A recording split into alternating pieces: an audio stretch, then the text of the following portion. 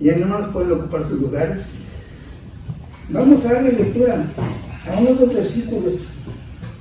Por lo pronto, ahí la carta de los Tesalonicenses, la primera carta. Y capítulo 4, versículos 13 y 14. ¿Qué dice la letra? Tampoco queremos, hermanos, que ignoréis acerca de los que duermen, para que no os entristezcáis como los otros que no tienen esperanza. Porque si creemos que Jesús murió y resucitó, así también traerá Dios con Jesús a los que durmieron en él. Y hermanos, pues vamos a hablar de una de las promesas más importantes que el Señor le concede a la iglesia, hermanos. Y que a veces, pues, como que tenemos un poquito, digamos, algo de temor a hablar de eso, ¿verdad? Hermanos, pero en esta ocasión les voy a suplicar que pongan abiertas sus Biblias para que me ayuden, porque vamos a estar viendo, digamos, porque vamos a estar considerando, digamos, los textos, digamos, con consecuencia. Antes de comenzar, hermanos, pues quiero comentar, digamos, lo que la palabra de Dios nos ofrece. Digamos que el Señor, Dios siempre ha tratado, hermanos, de manifestarse al hombre. Desde el principio mismo, Dios te ha tratado, digamos, de hacerle entender al hombre, digamos, que Él está dispuesto a tener una relación con Él. Hermanos, y siempre, ¿verdad? Digamos, el Señor se ha propuesto, digamos, hacerlo y hacerse presente en la vida del hombre. ¿Para qué? Para que el hombre sepa que hay un Dios todopoderoso, y un Dios, hermanos, que se preocupa por ellos. Porque, hermanos, desde el principio del mundo, vemos que esa ha sido la tónica del Señor, de suplirnos de todo lo que nos hace falta, y más allá de lo que nos hace falta, ¿verdad? Podemos decir. Porque, hermanos, si vemos, digamos, lo que, como les dije en una ocasión, que alrededor de nosotros vemos lo que es la manifestación de Dios, lo que es el poder de Dios. Y ahora, aparte de eso, hermanos, todo lo que la tierra produce, todo lo que el Señor hizo en su creación, es para beneficio de nosotros. Hermanos, porque de aquí, de la bendita tierra, ahí venimos nosotros, para comenzar. De ahí comemos, de ahí vestimos, de ahí sale todo esto, hermanos, nuestros techos. Así que, hermanos, pues, ¿qué más? Aparte de eso, hermanos, lo que Dios, las bendiciones que Dios nos tiene, lo que Dios nos ofrece, más allá, digamos, de lo que esperamos, ¿verdad? Así que, hermanos, pues creo que podemos decir que Dios es bueno, ¿verdad? Pero, hermanos, ¿qué ha pasado con el hombre? Hermanos, el hombre, la tendencia que ha tenido a alejarse de Dios, ignorar a Dios. Y luego desde el principio, por ejemplo, de Caín, lo que hizo, asesinó a su hermano, y el Señor, cuando asesinó a su hermano, el Señor lo vio y le dijo: ¿por qué está decaído tu semblante? ¿Qué tienes? Dice: el pecado está a la puerta, porque el Señor sabía las intenciones que traía Caín. El pecado está a la puerta, se quiere enseñar de ti, pero tú puedes enseñar de él, y si así lo hicieres, serás enaltecido. Caín, en lugar de acogerse a esa oportunidad del Señor, no comenzó a decir que me vas a poner una feña porque me van a matar. Total, dice que se alejó del Señor, y toda la generación, digamos, de Caín se alejaron del Señor. Y, hermanos, y a través de la historia, esa ha sido la tónica del hombre, de no querer reconocer a Dios. Y las consecuencias, hermanos, pues nos hacen esperar. Hermanos, el mundo, digamos, ha pasado por tantas calamidades, por decirlo así. Decía un escritor, decía: el mundo ha pasado más tiempo en guerras que lo que ha pasado en paz. Dice, si nos vamos a porcentaje, dice, el mundo ha pasado casi como un 75% en guerras y un 25% en paz. Y decía, pues, bueno, pues ¿qué es lo que pasa? Pero no llaman el por qué. Digo, y no lo quieren, digamos, dar a entender que es porque se han alejado de Dios. No han tomado a Dios en cuenta. Y, hermanos, ya se ha sido a través de toda la historia. Y, hermanos, pero lo que sabemos, lo que el Señor nos ha enseñado, ¿verdad?, es que, como lo que dice, digamos, Efesios 6:12, que no tenemos lucha contra sangre y carne. O sea que, hermanos, poblando, digamos, todo lo que nos rodea, hermanos, estamos saturados de espíritus malignos.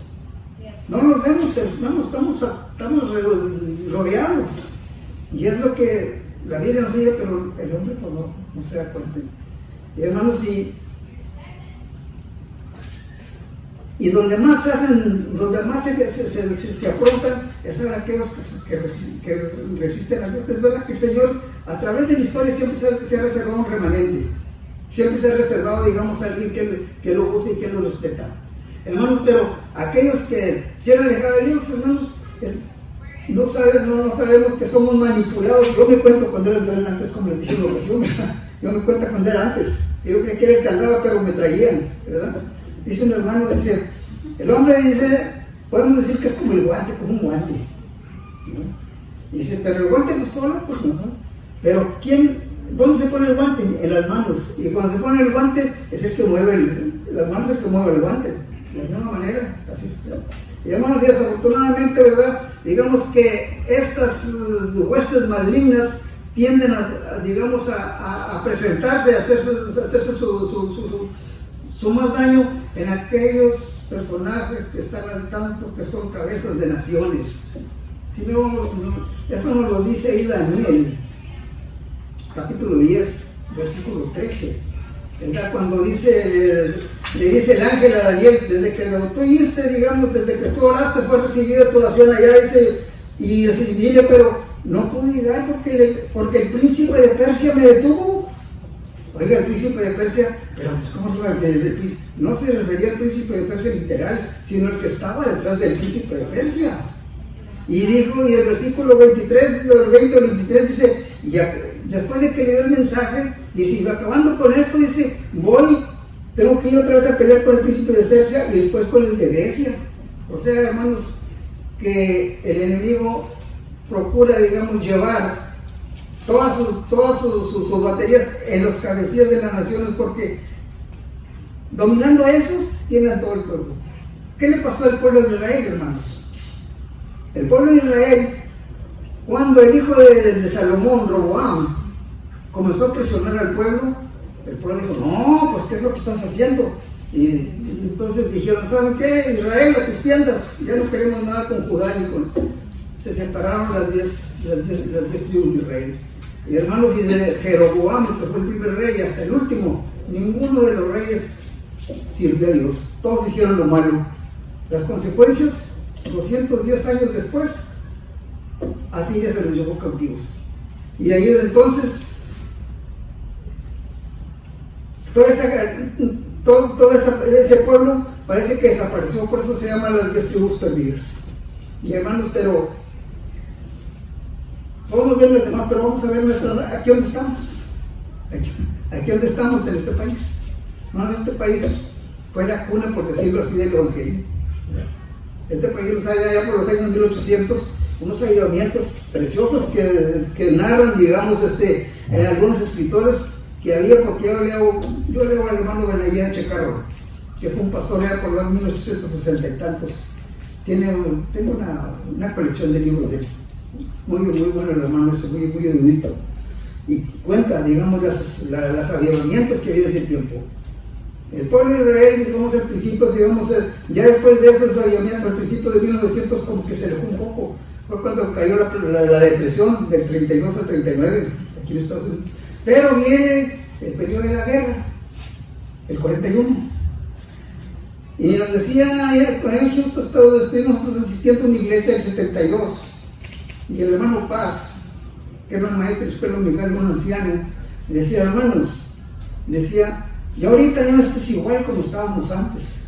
Dice, del año 41 al 45, usted los domingos no veía ni una tienda abierta.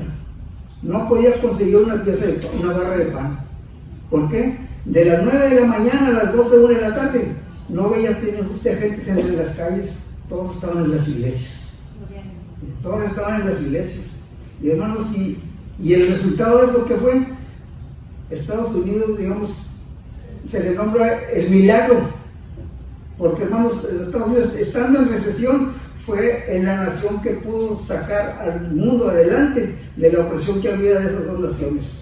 ¿Por qué? Porque Dios estaba con él. El general Eisenhower lo dijo, digamos, ahí antes del día de él, el 6 de junio de 1944, una oración que hizo, y a todo el Estado Mayor les pidió que se hincaran, que se pusieran, digamos, a orar y a orar por todas las tropas que iban a comenzar la invasión de Alemania. Y hermanos, y de ahí Estados Unidos resurgió como el que fue una nación poderosa, ¿verdad? Por eso fue. Y decía el hermano, dice, todavía, pero ahorita, dice, pues pasó la guerra de Corea, pues estaba muy bien. Ahorita estamos en el 72, estamos en lo de Vietnam, pero muy apenas, dice. Y hermanos, y desafortunadamente Estados Unidos se ha dejado mucho de Dios. Han sacado al Señor de todas las dependencias, de todas las dependencias públicas, sacaron a Dios de las escuelas. Hermanos, y los resultados nos han hecho esperar. Hermanos, Estados Unidos, estamos en crisis. Estamos en una crisis, pero muy seria. Estados Unidos está a punto, digamos, de declararse en bancarrota. Hermanos, el Banco de la Reserva Federal está colapsando. La presidenta acaba, digamos, de renunciar. Y hermanos, ¿y qué iremos los demás? ¿Qué es lo que sí que ha pasado? ¿Cómo han querido introducir, digamos, todo lo que es decadencia? Le han dado mucha cabida. Y aquí se exportó, dice, la bandera del orgullo, aquí a Estados Unidos. Digo, siendo que aquí este país era la cuna del evangelio. Y hermanos, esto lo digo, bueno, para que nos pongamos a orar. Porque hermanos, solo el Señor sabe cuál será el resultado. Y el resultado lo sabemos, ¿verdad? Ya que vamos a hablar. Hermanos, pero también, gracias al Señor que a través de su palabra, el Señor nos presenta, nos hace ver, digamos, que existe un Dios que es justo, que es compasivo, que es paciente, un Dios que nos guía, que cuando es necesario nos disciplina, pero porque quiere lo mejor para nosotros. Y vamos a hablar que es un Dios, digamos,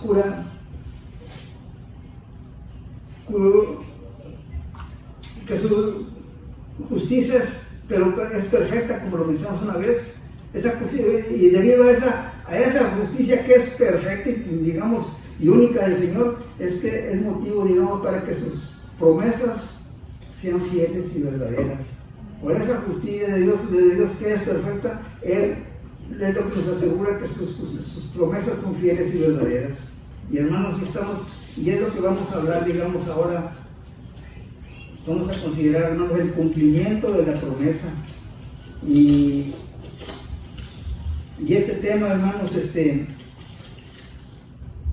el Señor nos aclara en su palabra que son eventos futuros. Y por lo tanto, pues digo, es profecía. Y hermanos, yo no pretendo serle el profeta. No, vamos a considerar lo que dice la palabra de Dios, porque hermanos, aquí este lugar no es para proyectarnos, no es para levantarnos, para que nos vean. Hermanos, aquí nosotros debemos tomar en cuenta cuando viene aquí lo que nos dice el Señor, que hemos venido para servir y no para ser servidos. Y hermanos, y aquí donde nos paramos, somos siervos de todos ustedes. Porque así lo hizo el Señor. Entonces, hermanos, con esa premisa vamos a seguir. Entonces, vamos a considerar primeramente que todo, digamos, lo que un pasaje muy conocido de todos, capítulo 14 del Evangelio según San Juan, versículos del 1 al 3. No se turbe vuestro corazón. Creéis en Dios, dice el Señor Jesús, creed también en mí. Y dice el Señor, en la casa de mi Padre muchas moradas hay. Si así no fuera, se los hubiera dicho. Voy pues a preparar lugar para vosotros. Ahora, hermanos, vamos a detenernos aquí un poquito. Dice que el Señor nos ha ido a preparar unas moradas ahí en el cielo. Dice que ahí el Padre tiene moradas y dice, voy a prepararles el lugar. Pero a veces como que cuando hablamos de esto, como que dicen, no, pues que vive el Señor con nosotros, ¿no? Oiga, pues es verdad, a lo mejor tenemos alguna casa de 3, 4 recámaras, 2, 3 baños, tenemos nuestra sala ahí de piel, posición reclinable, una televisión de 50 pulgadas, tenemos una mesa para 8 o 10 comensales, una hielera llena de comida de lo mejor, una cama, oiga, con un colchoncito esos de espuma, oiga, ¿no? Y dice, no, pues, oiga, ven aquí, lo que dice el Señor, no, pues, quién sabe cómo está allá. A lo mejor no está igual que este. Oiga, hermanos, ¿qué cosa puede entregarnos el Señor que se vaya a comparar con lo que dejamos aquí? No, hermanos, no hay que pensarle yo soy el primero que apunto. Y les digo, como decía, dije una ocasión, hermano, usted dirá eso porque está más para allá que para acá. Yo soy el primero que me apunto. ¿Por qué? Porque, hermano, lo que el Señor nos ofrece es precioso, ¿verdad? Y dice, voy pues a preparar un lugar para vosotros, y vendré y os tomaré a mí mismo, para que donde esté yo esté, ustedes estén conmigo. Oiga, ahí donde esté el Señor que tratará bueno. Oiga, qué cosa más preciosa podemos estar tratando de nuestro Salvador, de nuestro Señor. Gloria a Dios. Y ahí es donde comenzamos, hermanos, que sí voy a pedirles que nos van ayudando con los textos. Yo voy a darle lectura ahí del capítulo a los que leímos ahorita. El capítulo 4, versículo 13 y 14. El versículo 13, voy a leer yo nada más. Que dice, tampoco queremos, hermanos, que ignoréis acerca de los que duermen, para que no os entristezcáis como nosotros que no tienen esperanza. Está hablando aquí, digamos, el apóstol, porque la iglesia de Tesalónica, hermanos, en ese tiempo, toda esa región estaba en situación muy difícil, porque estaban bajo el imperio de Roma. Y hermanos, y Roma adoptó gran parte de la cultura griega, porque estos fueron los que vencieron a los griegos. Se quedó Roma ya como conquistador de todas esas regiones. Y no solo trajeron la cultura, sino que trajeron todos los dioses. Grecia tenía un montón de dioses, los dioses del Olimpo. Por eso Pablo, cuando llegó a Atenas, decía que veía dioses por todas partes que estaban adorando, pues eran un montón. Entonces, en algunas regiones, algunas provincias, había gobernantes del imperio, y había unos gobernantes pues, que querían quedar bien con los emperadores, y dictaban que todos debían adorar a los dioses en tal día y a tal hora. Había la conciencia, y los que no lo hicieran, pues iban a recibir su merecido. Los cristianos no lo hacían, ¿no? Por eso, digamos, había el problema, ya había persecución terrible en esas regiones. En Tesalónica era una de ellas, ya había, digamos, hermanos mártires que habían muerto por esa consecuencia. Por eso el apóstol Pablo les dice, tampoco y queremos, hermanos, que ignoren acerca de los que duermen, para que no se entristezcan como los que no tienen esperanza. El que les decían, no se pongan tristes, hermanos. Nomás que aquí usa la palabra duermen, ahorita decimos eso de duermen. No se pongan tristes, dice. Como los que no tienen esperanza, y después les explica por qué razón. Ahora, ¿quién te puede dar lectura del versículo 14? Porque si creemos que Jesús murió y resucitó, así también traerá Dios con Jesús a los que durmieron en él. Ahí está, ahí es donde les aclara, digamos, el apóstol, ¿verdad? ¿Por qué nos entristecen? Dice, porque si creemos que Jesús murió y resucitó, así también traerá Dios con Jesús a los que durmieron en él. Esa palabra de que durmieron, hermanos, pues bueno, yo he leído, digamos, he oído algunos predicadores así, que la nombran que es un eufemismo, o sea que quieren tapar una palabra fuerte con algo más débil. O sea que en lugar de decirles, oye, no quiero que se ignoren acerca de que se murieron, se siente un poco, entonces, que se murieron, pues acerca de los que duermen.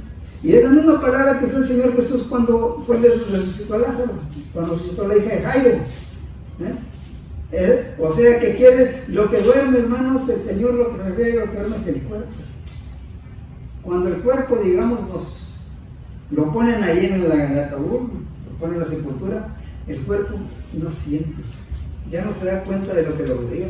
¿Por qué? Porque lo que da vida al cuerpo es el alma. Y cuando el cristiano, digamos, el Señor le damos su presencia, en el momento en que expira, en ese momento pasa a estar con el Señor.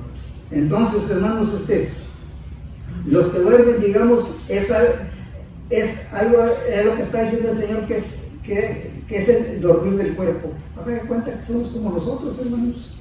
Nosotros nos dormimos en la noche, nos acostamos, no nos damos cuenta, al menos yo, no me doy cuenta. Yo me acuerdo que decía un primo mío, por mí puede pasar el tren por aquí, no hay cuenta de ver. Hermano, ¿y en la mañana qué? Nos levantamos. Entonces así tiene el Señor designado un día, que ese cuerpo que duerme se va a levantar. Entonces, hermanos, por eso dice el apóstol, y ahora, hermanos, dice, así traerá también Dios con Jesús a los que durmieron en él. O sea, traerá, cuando el Señor venga, el Señor va a venir y va a traer a todos los que se durmieron en él, a todos los que murieron en Cristo. Es lo que quiere decir, a todos los que murieron en Cristo. ¿Quiénes son los que murieron en Cristo?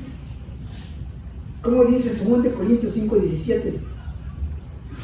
Porque todo aquel que está en Cristo, nueva criatura es, las cosas viejas pasaron. Y para estar en Cristo, tenemos que nacer de nuevo, porque si no, no estamos en Cristo. Aquellos que nos hemos arrepentido de corazón, hemos aceptado al Señor, y el Señor nos ha redimido y nos ha justificado y nos ha sellado con su Santo Espíritu, esos son los que estamos en Cristo. Entonces, esos son los que van a venir con Cristo, digamos, en su venida. Así que, hermanos, pues procuremos ser de los que vienen con Cristo, pero no vamos a quedar aquí. Procuremos ser de los que vienen en Cristo. Ahora,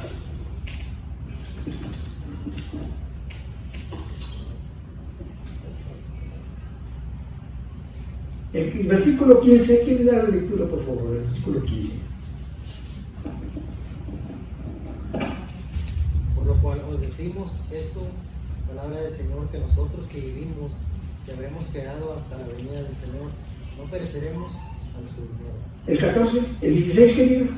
Porque el Señor mismo, con voz de mando, con voz de arcángel y con trompeta de Dios, descenderá del cielo, y los muertos en Cristo resucitarán primero.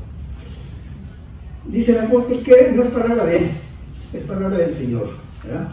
Que nosotros los que vivimos, se cuenta el apóstol Pablo que entre los que van a estar vivos, porque el Señor venga. No sé cuántos irán a estar, pues no sabemos. Pero dice, los que habremos quedado hasta la venida del Señor, no nos vamos a adelantar a los que durmieron, o sea, a los que han muerto. Porque el Señor mismo con voz de mando, con voz de arcángel y con trompeta de Dios descenderá del cielo, y los muertos en Cristo resucitarán primero. O sea, que la única señal que se dice aquí es que se va a tocar esa trompeta. No se dice que va a haber señales para la resurrección de los muertos. Dice que se tocará trompeta. Y dice que el Señor descenderá del cielo. Y los muertos en Cristo resucitarán primero. Ahora, el versículo 17. Luego nosotros los que vivimos, los que hayamos quedado, seremos arrebatados juntamente con ellos en las nubes, para recibir al Señor en el aire, y así estaremos siempre con el Señor. Entonces vamos a completar el cuadro. Viene el Señor, trae con él a los espíritus que durmieron en él. Los muertos, se oye el sonido de la trompeta, ya se sonido de la trompeta, el mundo no la va a escuchar. Son los muertos los que van a escuchar, y los que sean cristianos, los que sean de Cristo, que estén vivos. Dice, y los muertos van a resucitar primero. Y aquí dice, luego nosotros los que vivimos, lo que hayamos quedado, seremos, ¿qué? Arrebatados. El arrebatados quiere decir, digamos en el griego, zarpazo. O quiere que el zarpazo es agarrar violencia. ¿No han visto ustedes, bueno, a ustedes no les ha tocado, hermanas, alguna de ustedes que pasa de esos malindres, malhechores, y les arrebaten por la bolsa? Se han dado casos. ¿Qué es lo que hace ese fulano? Agarra, eso es arrebatar. Es lo que va a pasar. Dice, seremos arrebatados. Por eso dice en 1 Corintios capítulo 15, versículos 51 y 52, ¿cómo dice? Porque os digo un misterio, dice, no todos dormiremos, no todos seremos transformados en un abrir y cerrar de ojo. ¿Qué tanto nos tardaremos en abrir y cerrar el ojo? Un ojo. Entonces, en ese tiempo, los muertos van a resultar, nosotros vamos a ser arrebatados. En ese tiempo. Así. Y hermanos, ¿y qué va a suceder? Se levantan los muertos, los cuerpos resucitados, glorificados, vienen los espíritus que el Señor trae. Es la unión de nosotros con nuestros cuerpos glorificados. Eso es la bendición. Qué cosa tan gloriosa, hermanos. Oiga, pero digamos, van a ser miles, van a ser millones. Oiga, mi espíritu unirá con el cuerpo de Pancho, con el cuerpo de aquel, con el cuerpo de aquel. No, hermano, Dios no se equivoca. Vamos a unir con nuestros cuerpos glorificados. Parece cosa de fantasía, hermanos. Este acontecimiento, parece cosa increíble. Pero, hermanos, donde el poder de Dios actúa, va más allá que la fantasía, los celulares. Porque, hermanos, todo lo que el Señor ha hecho y todo lo que nos muestra que el Señor es poderoso para hacer, hermano, no nos deja lugar a dudas para que le creamos a pie juntillas que esta su promesa es real y verdadera. Y el Señor así lo va a hacer. Así está escrito y así el Señor lo va a hacer.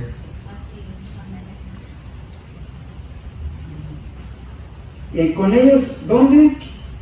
En las nubes. Dice que no va a ser aquí en la tierra, va a ser en las nubes. Para recibir, ¿dónde? Al Señor en el aire. Allá vamos a recibir al Señor en el aire. Y así estaremos siempre con el Señor.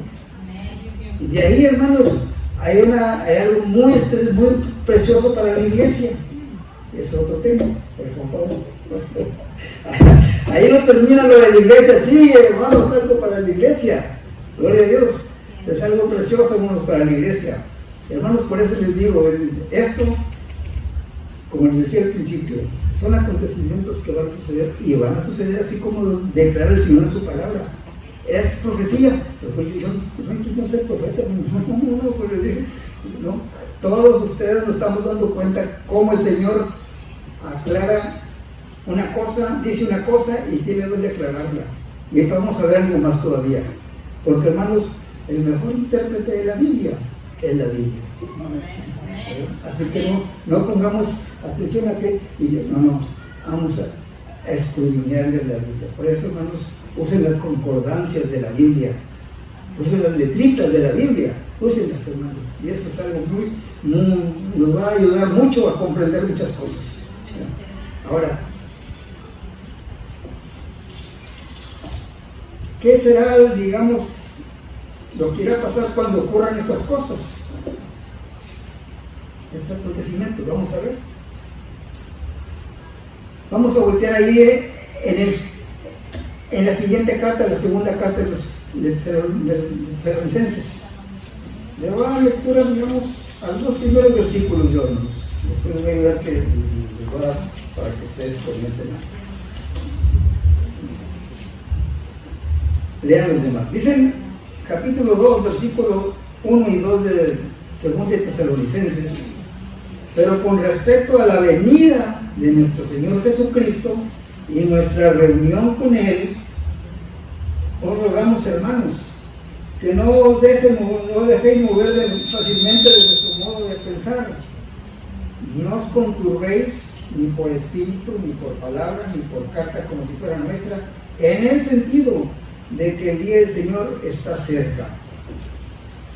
Aquí, hermanos, vamos a considerar otra vez el pueblo, digamos, de Tesalónica. Los hermanos de Tesalónica estaban pasando una situación difícil. La persecución estaba terrible. Cuando el apóstol, digamos, estaba en Corinto, cuando le escribe la primera carta, le llegan noticias de que algunos hermanos de aquí en Tesalónica, pues por lo que está pasando, ya el Señor miró y nos quedamos. Pero entonces el apóstol Pablo por eso dice: con respecto a la venida de nuestro Señor Jesucristo y nuestra reunión con Él, dice, Os rogamos, hermanos, que no se vayan a mover, no se dejen mover, no se crean, ni por escrito ni por carta, en el sentido de que el Señor está cerca. Hermanos, todavía dice que el Señor está cerca, no que haya venido, pero que está próximo a venir. Ahora, versículo 3, hermanos. ¿Quién lee el versículo 3?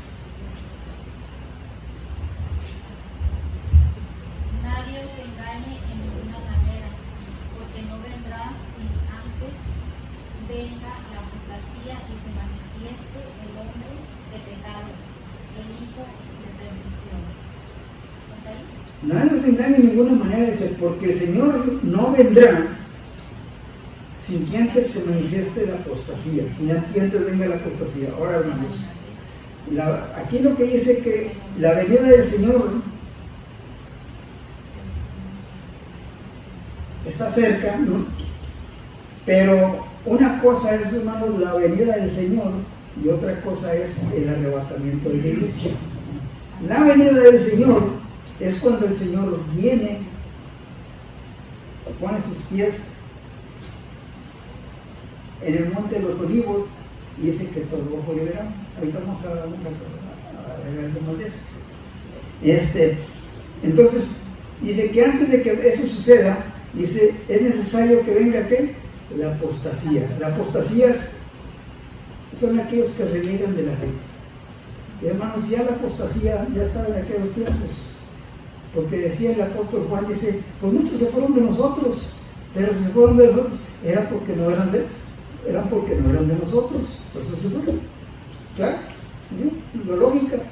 Y hermanos, y el apóstol Pablo tuvo problemas desde entonces, digamos, con doctrinas, porque las doctrinas que salen falsas, digamos, de aquí, que tergiversan, digamos, la escritura, esa apostasía, quieren, digamos, intervenir en el Evangelio de la gracia. Y el apóstol Pablo en aquellos años ya él, digamos, luchó mucho, más que todo con tres corrientes de pensamiento: los gnósticos, el gnosticismo, el ascetismo y el judaísmo. El gnosticismo eran los que conocían mucho, los de mucho conocimiento, ¿no? Pues a esto que dice aquí esta cosa del Evangelio hay que ponerle esto más y hay que quitarle esto. Según ellos eran eruditos, no sabían cómo se llamaba, yo veo, querían quitarle a la palabra de Dios, ¿no? Oiga, era como cuando el apóstol Pablo con esa gente, con el ascetismo. Eran los que decían que el pecado estaba en la carne, no en el alma. Y allá me parece que Ezequiel capítulo 18 dice que todo el alma que pecare, esa también morirá. Y entonces, ¿y qué era lo que hacían los se flagelaban el cuerpo para sacrificar el cuerpo, para contrarrestar el pecado? Oiga, ¿cuándo iban a quitarse? No, hombre, se podían hacer garras, pero también lo malo no se les quita. Estiraban para allá, estiraban para acá, no, sigo. Y hermanos, y una denominación que ha sido por los años, permite eso, usa eso y permite eso. Vamos a hablar. Y entonces hablamos del judaísmo, que querían que la iglesia observara algunas partes, digamos, de la ley de Moisés. Digamos, como si con esto van a entender que la obra del Señor Jesucristo en la cruz no era suficiente. Tenían que, digamos, observar la observancia del sábado, la circuncisión y las fiestas, digamos, y todo eso de querían observar. Por eso dice, si leen ahí en Colosenses, hermanos, ahí dice el apóstol Pablo de todo eso. ¿Ya? Y hermanos, y fue el apóstol Pablo el que defendió a capa y espada, hermanos, el Evangelio, la sana doctrina, el Evangelio, digamos, de la gracia, porque, hermanos, inclusive a Pedro le tuvo que resistir el apóstol cara a cara. Capítulo 2 de Gálatas, versículos del 11 al 14, ahí viene la confrontación que tuvo el apóstol Pablo con el apóstol Pedro. Por una cosona ahí que los hizo, y también Bernabé fue acarreado, y el Señor les dijo que eran hipócritas. a Pedro le hizo que era hipócrita. Y pues Pedro, pues según una de las doctrinas que vamos a ver ahorita, pues era el mero mero. Pues, ¿cuál mero mero? Y Pablo le dijo, tú estás mal, ¿no? Y hermanos, y eso digamos, ahí fue donde podemos, simbólicamente, el apóstol Pablo puso la raya. Dijo: el evangelio, la gracia es, la salvación es por gracia, y eso es lo que determina el evangelio. Tanto que lo llevaron, digamos, a una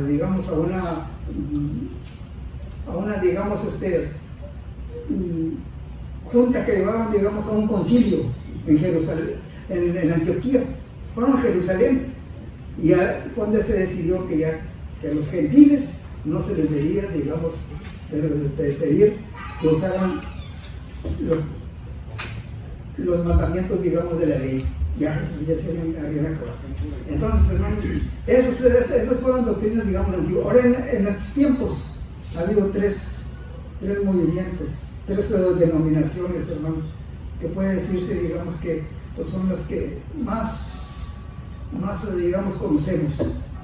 La romanista, la roselista, los mileristas. La romana, los hermanos, y todos ellos han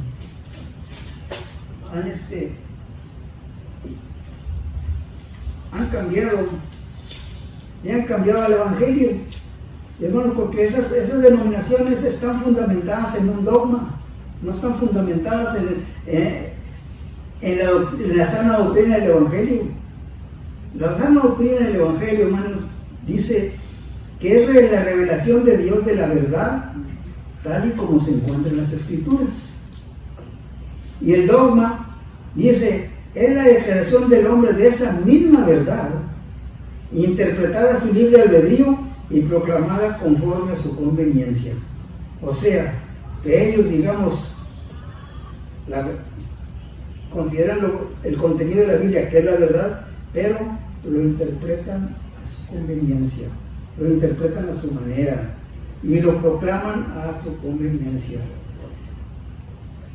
La doctrina de los romanismos, hermanos, el error grande de ellos es que a Pedro lo pusieron como el jerarca. Capítulos 16 de Mateo, versículos 18 y 19. Allí, digamos, el Señor les había preguntado, digamos, a los discípulos: ¿ustedes quién dicen que soy yo? Y dijo: pero tú eres el Cristo, el Hijo de Dios viviente. Y le dijo el Señor: no te lo he declarado carne y sangre, te lo declaró mi Padre que está en los cielos. Y a ti te digo, Pedro, hijo de Jonás, que tú eres, y a ti te digo, que eres Simón, hijo de Jonás, que tú eres Pedro, y sobre esta roca edificaré mi iglesia. Y ellos lo que pasan ahí que dicen: no, pues por eso le dijo el Señor a Pedro, dijo: no, en esta roca, porque Pedro es roca, según es que Pedro es roca. Hermanos, en el griego, Pedro viene de Petros, que quiere decir piedra. Y el Señor le dijo: yo edificaré mi roca en esa piedra, no, edificaré mi iglesia en la roca. Él es la roca de la salvación. Él es la roca de nuestro refugio. A mí me gusta mucho el Salmo 62, de 5 en adelante, como dice, digamos, alma mía en Dios solamente reposa, porque Él tiene mi esperanza. Él es mi roca de salvación. Él es mi salvador. Hermanos, ahí muchos salmos mencionan al Señor Jesús como la roca. No, y estos dicen: no, pues fue Pedro. No, pues, y Pedro va a ser el primero. Y hasta la fecha, ¿no? Después del año 460, después de Cristo, comenzó esa tendencia a decir que un hombre era el vicario de Cristo aquí en la tierra. Y el vicario de Cristo aquí en la tierra es el Espíritu Santo. El único representante de Cristo es el Espíritu Santo. No hay otro. ¿Quién les dijo a esos hombres que estaban autorizados para decir: Ejo, te absolvo? Venga, háganme el favor. Vayan ahí. Yo te absolvo. Ve y recorre un ese mecatito con las bolas y ya te caes. Por favor. Oye, hermanos, están fundamentados en un dogma. Hermanos, y ahora, dicen que el versículo 19, y a Pedro a ti te daré las llaves del reino para que todo lo que desates aquí va a ser atado en el cielo. Todo lo que ates aquí va a ser atado en el cielo. Hermanos, y eso no se lo dijo a Pedro nomás. Capítulo 18, versículo 18 de Mateo. Ahí dice que esa misma consigna se la dio a los discípulos. Capítulo 20, versículo 23 del Evangelio de San Juan. Ahí también vuelve a repetir eso. Hermanos, pues que, y las llaves del reino es el Evangelio, hermanos. Las llaves del reino es el Evangelio, y cualquiera de nosotros tiene las llaves del reino cuando le presentamos el Evangelio a aquellos que no conocen del Señor. Esas son las llaves del reino. No, por cualquiera de nosotros, hermanos, cualquiera de nosotros se nos ha dado las llaves del reino. ¿Por qué? La facultad, digamos, de poder presentar, proclamar el Evangelio de la gracia, el Evangelio salvador del Señor. Entonces, por eso, hermanos, están digamos, ellos en ese error. Pero, hermanos, la gente no sabe, están cegados. ¿Por qué? Porque, hermanos, cuando se desvía uno de la palabra de Dios, viene aquel que pone las telas aquí enfrente. No nos deja ver. Eso es lo que pasa. Cuidado, hermanos. Cuidado, vámonos a considerar 100% lo que está aquí en el Señor de su palabra. No nos dediquemos a que aquel dice que, hermanos, pues, hay muchos errores que tienen, hay mucho que decir. Ahora, los ruselistas son, hermanos, los que andan los sábados, ahí que andan repartiendo. Es porque la comenzó ya por 1843, un apellidado Russell. Este estaba muy enfermo y no andaba, y pues comenzó, digamos, conocía el Evangelio, pero después comenzó a salir y dijo, no, pues que lo que sale de que el alma no existe. Que según él, ¿por qué? Porque decía, digamos, él que la palabra de Dios dice que el alma que pecare se morirá. El alma no existe. Pues, ¿por qué? Porque el alma, digamos, es la vida. Y la vida del cuerpo es la sangre. Amén. Esa es del alma, de nosotros la sangre. Por eso no quieren las transfusiones de sangre. Eso no. Se puede estar muriendo la persona, pero no es una transfusión de sangre. ¿Verdad? ¿Por qué? Porque dicen que, pues, ¿cómo? Es el alma que les van a sacar a aquel para ponérsela al otro. Pues, ¿cómo? Ese es uno de los errores, hermano. Y hay más, pero bueno, ese es uno. Los milleristas. Un señor llamado Guillermo Miller, allá por 1843, según él era un estudioso de la palabra de Dios, encontró que la venida del Señor en 1843. Oiga, eso fue en Inglaterra. Y fue tanto el auge de lo que él predicó y lo que él anunció. Oiga, que el día fulano viene el Señor. Oiga, muchos dejaron sus propiedades, se envolvieron con sábanas blancas y se fueron a un cerro a esperar a venir el Señor. Pues ahí se quedaron. No, pues es en 1844, un año después. ¿No? Pues tampoco les llegó el Señor. Oiga, después de eso, una señora, Elena G. de White, agarró la doctrina esa y le comenzó a añadir más. Al grado que decía que el alma duerme. Que cuando se va el cuerpo a la sepultura lleva el alma, y que el alma no va a resucitar no va a vivir hasta que no sean resucitados los cuerpos.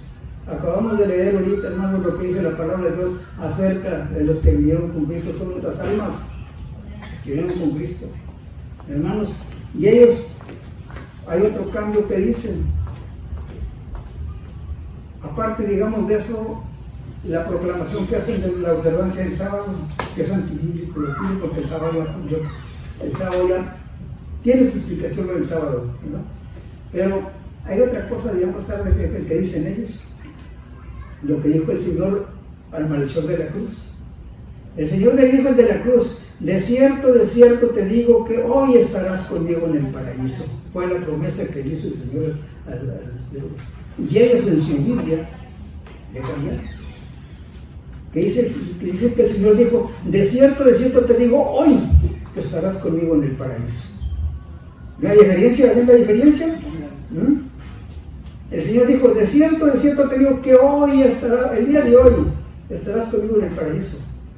Y ella le pone que dijo el Señor, de cierto te estoy diciendo hoy que vas a estar conmigo en el paraíso.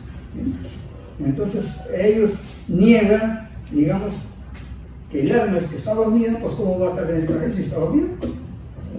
Hermanos, son falacias. Y si vean cómo nos consideran los de esa denominación. Oiga, yo tenía un primo que era, oiga, ¿cómo me quería poner y me decía, tú ya no puedes tomar coca, ya no puedes hacer esto. ¿Por qué no, hombre? La coca me gusta mucho, dice.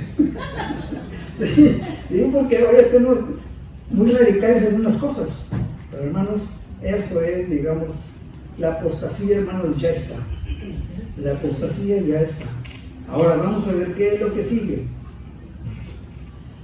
Dice, y se manifiesta el hombre de pecado, el hijo de perdición, o sea, que se haga presente el hijo de perdición. ¿Quién es? El anticristo. Ahora, el versículo 4, ¿quién le puede dar lectura el versículo 4?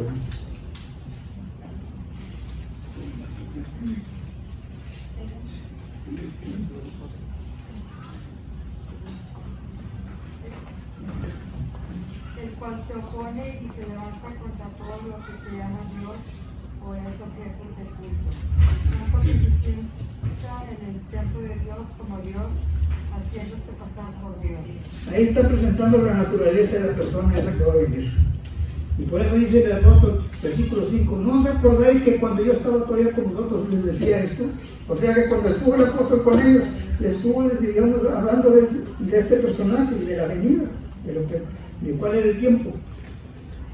Ahora el versículo 6, ¿quién puede leer el versículo 6? Y ahora vosotros sabéis lo que lo detiene, a fin de que a su debido tiempo se manifieste. Y ahora vosotros sabéis lo que lo detiene. Lo que lo detiene. Hay algo que detiene que no venga el fulano ese, ¿verdad? Hay algo que lo detiene que no venga ese personaje, ¿verdad? Versículo 7. Porque ya está en acción en ese tiempo el misterio de la iniquidad. Solo que hay quien al presente lo detiene. Aquí cuando dice solo que hay quien, pues se está refiriendo ni más ni menos a una persona. Ahí cuando dice quién, pues se nos referimos a, oye, ¿quién es aquel que va? ¿Y quién es el que vino? ¿Y quién es el? Estamos refiriendo a una persona. Aquí lo que se refiere al apóstol Pablo que es una persona. Dice, hasta que esa persona a su vez se ha quitado del medio. Ahora, ¿quién será esa persona que lo está deteniendo? Hermanos, no puede ser otro más que el Espíritu Santo. El Espíritu Santo es una persona. Y el Espíritu Santo está en la iglesia. Aquí en la tierra está con nosotros, con la iglesia. Por eso dice, aquí nos da a entender que para que este fulano se manifieste, dice que al que lo detiene va a ser quitado del medio.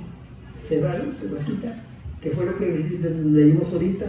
El arrebatamiento de la iglesia va a efectuarse antes de que este fulano, digamos, se presente. Lo que quiere decir, hermanos, que este fulano, este personaje, va a ser el autor de la tribulación, como todos sabemos. 3 años buenos, más o menos, y 3 años y medio que va a ser, ahorita vamos a leer, que va a ser, digamos, unas calamidades que es alrededor de la tierra. Entonces, solo que el presidente, quien al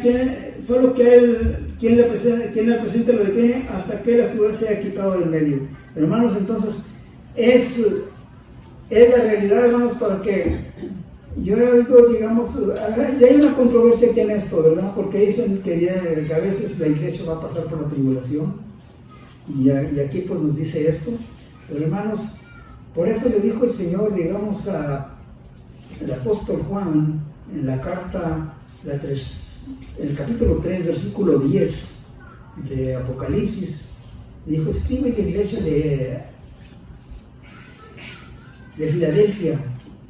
Dice, por cuanto has guardado la paciencia de mi palabra, yo también te guardaré de la hora de la prueba que habrá de venir para probar a todos los del mundo. Esa es la promesa que dice la iglesia de Filadelfia. ¿Por qué? Porque la iglesia de Filadelfia había dos de Esmirna y Filadelfia, eran los que estaban más o menos, los que estaban bien. Las demás tenían que componerse y no se quedaban. Y dijo, entonces, porque has guardado la palabra de mi paciencia, yo también te voy a guardar por la hora de la prueba que habrá de venir sobre todos los moradores de la tierra, que era la tribulación. Entonces, hermanos, ahí se complementa, digamos, por eso digo que ahí se complementa la escritura nos complementa, digamos, lo que se está diciendo en una parte, nos complementa en otro. Así que, hermanos, y ahora vamos a ir ya para terminar lo último, ahí en Mateo capítulo 24, versículo 21. ¿Cómo dice? Dice, porque habrá entonces gran tribulación, cual no la ha habido desde el principio del mundo hasta ahora, ni la habrá. Ahí está. Hermanos, cuidado, hermanos. Hay que estar seguros de que vivimos con el Señor. Porque dice el Señor, dice, gran tribulación, cual no ha habido desde el principio del mundo, ni la habrá. Ni lo que pasó con el diluvio, ni lo que le pasó a Sodoma y Gomorra, pues parece que no va a ser comparado con lo que va a hacer los estragos que va a hacer este milagro. Oiga, entonces, esto, ¿verdad? Digamos, es de lo que nos ha librado el Señor. Ahora, el versículo 29, ¿cómo dice, hermanos? E inmediatamente después de la tribulación de aquellos días, el sol se oscurecerá y la luna no dará resplandor, y las estrellas caerán del cielo, y las potencias de los cielos serán conmovidas. E inmediatamente después de la tribulación, entonces ya entendimos que la iglesia no va a estar en la tribulación.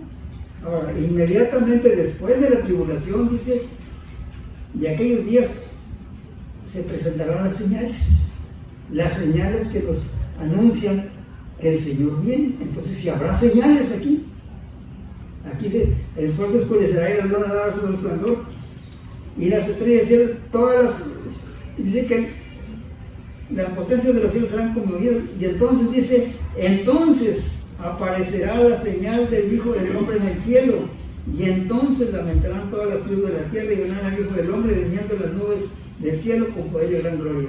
Hermanos, todo el mundo va a ver la venida del Señor. Entonces aquí el Señor va a ser contemplado por todo el mundo. Entonces, algo diferente de que allá el Señor iba a venir en el aire y no había señales. Digamos, y si consideramos el capítulo 25 de Mateo, que habla de las 10 vírgenes, el versículo 5 y 6, me parece que es, donde dicen que estaban cabeceando las iglesias, pues como estamos a veces nosotros, ¿no? Cabeceando, decimos así. Pero cuando de repente si hay un clamor, viene el esposo, fue lo que se dio nada más. No hubo señales ni nada, ¿eh? Después de hacer un clamor, vino el esposo, ¿verdad? Entonces, pero aquí sí va a haber señales, ¿no? Y ahora dice, y enviará a sus ángeles con gran voz de trompeta y juntará a sus escogidos de los 4 vientos desde un extremo del cielo hasta el otro. Ahora, hay que comparar estas dos palabras. Allá dice, seremos arrebatados. Aquí dice, juntarán. Ahora, juntarán y arrebatar es diferente la expresión. Ahora, estos que van a arrebatar durante la tribulación, va a haber algunos fieles que van a poder sobrevivir y otros muchos que van a ser, digamos, mártires, porque no se van a dejar poner la marca. Muchos de ellos serán judíos, porque los judíos se van a quedar a la tribulación.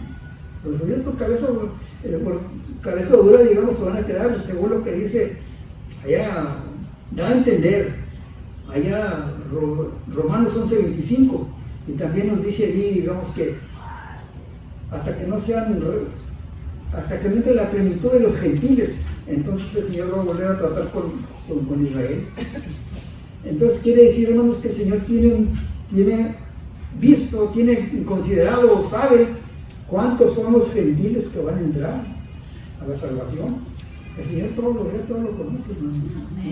Dice, hasta que no entre la plenitud de los gentiles va a comenzar a tratar con Israel. Entonces, estos que va a juntar son de los que van a quedar, digamos, en la tribulación. Y pues se complementa lo que dice esto con lo que dice capítulo 25, versículos 31 y 32. Ahí se complementa lo que dice esto. Dice 31, dice, cuando el Hijo del Hombre venga, estamos con este mismo tema. Está hablando el apóstol de lo mismo.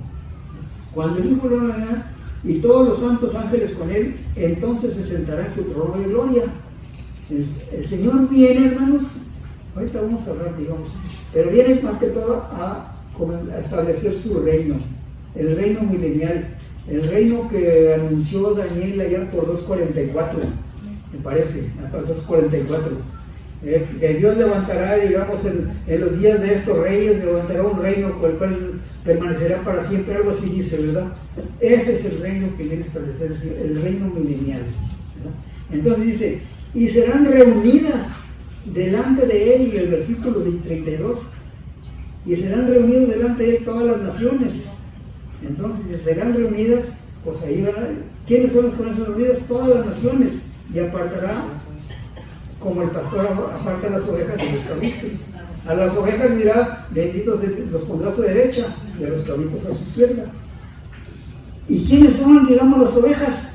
Estos que los ángeles juntaron en ese tiempo. Esos son las ovejas. No se complementa, por eso digo, qué preciosa es la palabra de Dios, hermano. Se complementa lo que Dios tiene establecido, lo que va a acontecer, hermanos. Y como les digo, es necesario que estemos en el Señor. Ya para terminar, hermano, disculpen, no estoy agarrando tiempo. Ya para terminar, ahorita, en la actualidad, hermanos, han estado sacando, ¿no? Que vienen, digamos, muchos objetos voladores, muchas cosas, digamos, que están viendo en los cielos, que están cosas raras, que son objetos voladores, pues que son los ovnis y que los extraterrestres. Pues casi puede ser, casi seguro, que cuando la iglesia sea arrebatada, se los llevaron los extraterrestres. Oiga, pues, no, sí, se los llevaron los extraterrestres. Digo, porque no saben, digamos, no conocen de la palabra de Dios. Apocalipsis 19. Dice, y vi a la bestia y los reyes de la tierra y sus ejércitos reunidos para guerrear contra el que montaba el caballo y contra su ejército. Oiga, aquí estaban, se ponen a pelear con el Señor. ¿Por qué? El Señor viene en las nubes.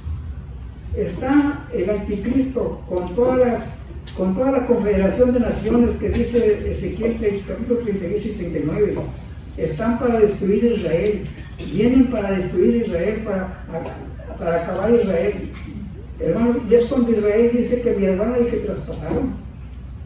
Mirarán al que traspasaron, entonces el Señor viene a mirar a Israel. Si unos versículos de allá antes del versículo 19 dice que se invita a las fieras del campo y a los aves de la sierra que coman carnes de capitanes, porque, hermanos, se van a poner a guerrear, porque viene el Señor. Son los extraterrestres, pum, quieren entrar al Señor. Lo van a confundir, y van a creer que son los extraterrestres que vienen a invadirlos. Digo, pues casi seguro, porque a la mentalidad de ellos, ¿verdad? Entonces, pero dice que el Señor, versículo 20, y la bestia fue apresada y con ella el falso profeta que había hecho delante de ella señales con las cuales había engañado a los que recibieron la marca de la bestia y habían adorado su imagen. Estos dos fueron lanzados vivos dentro del lago de fuego que arde con azufre. Hermanos, así es el destino de los estos que quiso dominar el mundo, que quiso ser más que Dios. Hermanos, son los que van a inaugurar, él y el falso profeta van a inaugurar el lago de fuego. Son los primeros que van a caer vivos. Así que, hermanos, el Señor, yo creo que es de aliento, hermanos, lo que el Señor nos dice que es de aliento y nos anima a renovar, hermanos, nuestra relación con el Señor. Que sea más cercana nuestra relación con el Señor, que no dudemos nada de lo que el Señor nos pide, hermanos, porque lo que quiere es lo mejor para nosotros. Y hermanos, si ahí en el versículo 14, digamos, dice que viene el Señor, porque el capítulo 19 es el que narra el apóstol Juan cuando viene el Señor, digamos, cuando viene el Señor aquí a la tierra, y el versículo 14 dice que viene el Señor con sus ejércitos celestiales vestidos de lino blanco y finísimo. La iglesia, hermanos, veníamos montados en caballos blancos. Veníamos con el Señor porque vamos a estar con el Señor cuando el Señor establezca su reino aquí. Hermanos, es algo glorioso lo que el Señor tiene para la iglesia, hermanos. No es algo, digamos, de cosa de más, no podemos creer eso. No, hermanos, tenemos que considerar como lo más precioso que el Señor nos puede ofrecer. Así que, hermanos, tenemos la confianza esa. Y yo creo que, hermanos, podemos decir al Señor, gracias, Señor, por todo lo que tú nos ofreces. Amén. Puesto de pie.